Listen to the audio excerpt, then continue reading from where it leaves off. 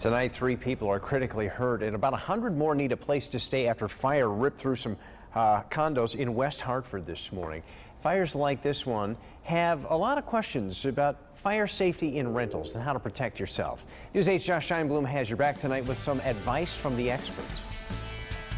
A recent fire in West Hartford is raising questions about what renters should know before they ever sign a lease.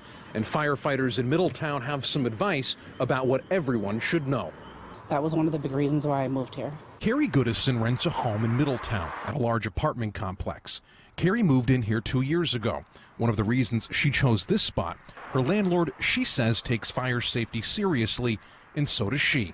They do inspections constantly, 2-3 times a year. They have the fire department come here. They make sure all our smoke alarms are working. Not every renter is as prepared as Carrie. We never sat down at the kitchen table like, for an evacuation plan. Everybody has a personal responsibility to practice their fire safety plan. This is Chief Robert Ross with the South District Fire Department in Middletown.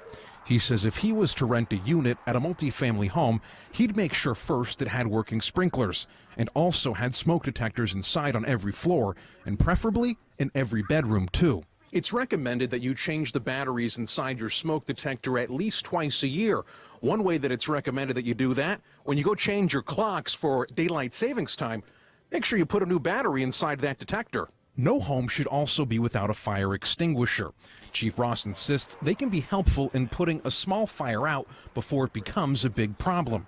But even if you know or love someone who has everything Chief Ross recommends, he also says one of the most important steps any renter can take is to come up with a fire evacuation plan that includes 2 possible exits from the residence.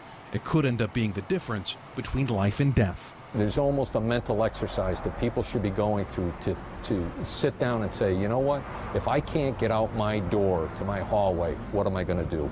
Chief Ross also recommends to renters that they get renter's insurance. That way, should disaster strike, they'll be able to, at least in some form, get their property back. For now, we're in Middletown. Josh Scheinblum, News 8.